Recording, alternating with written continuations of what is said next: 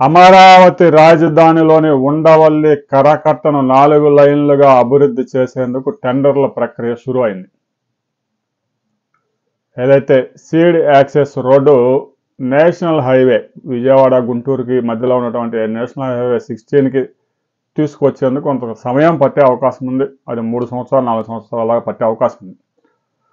దాదాపుగా 6 కిలోమీటర్ల ఈ స్ట్రెచ్లో చాలా నివాసాలు, చర్చిలు, దేవాలయాలు ఇవన్నీ ఉన్నాయి కాబట్టి వారందరికీ పరిహారం చెల్లించి వాటిని ఖాళీ చేయించి వాటిని తర్వాత ఆ భూమిని అప్పగించడానికి దాదాపుగా సంవత్సరం సమయం పట్టే అవకాశం ఉంది. కాబట్టి ఈలోగా ఇప్పటికే ఉన్న కరకట్ట ఏదైతే ఉందో సీఎం నివాసం, ఆ కరకట్ట ప్రాంతాన్ని 4 లైన్లుగా అభివృద్ధి చేసేందుకు భూమి సేకరించేందుకు సిఆర్డీఏ నిధులు కూడా విడుదల చేసింది.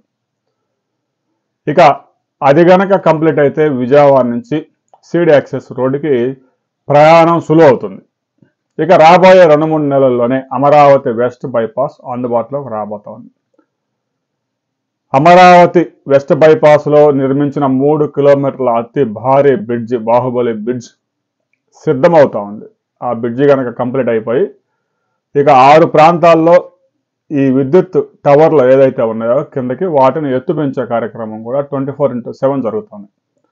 రాబోయే 2-3 నెలల్లో ఈ పనులన్నీ ఒక కొలుక్కు వచ్చే అవకాశం ఉంది. ఆ తర్వాత అమరావతి రాజధానికి వెళ్ళే రైతులు ఈ ఉండవల్లి కరకట్ట లేదంటే పెనుమాక కృష్ణాయపాలెం వెళ్లాల్సిన అవసరం లేదు. హైదరాబాద్ నుంచి వచ్చేవాళ్ళు నేరుగా అమరావతి రాజధానికి ఆ బాహుబలి బ్రిడ్జి మీద నుంచి వెళ్ళిపోవచ్చు గోలపూడి మీదుగా. రాబోయే కొద్ది రోజుల్లోనే ఇది అందుబాటులోకి రాబోతా ఉంది.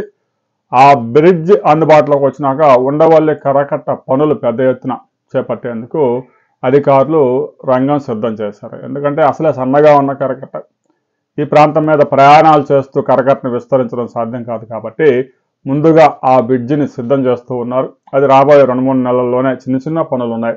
ఆ పనులు పూర్తి చేసుకొని ప్రజలకు అందుబాటులోకి రాబోతా ఉంది. విజయవాడ నుంచి ఇక అమరావతి రాజధానికి యాక్సెస్ మరింత ఈజీ కానుంది. కరకట్ట పనులు ఎప్పుడు ప్రారంభిస్తారు అనే దాని మీద మరిన్ని అప్డేట్స్తో మరో వీడియోలో తెలుసుకుందాం.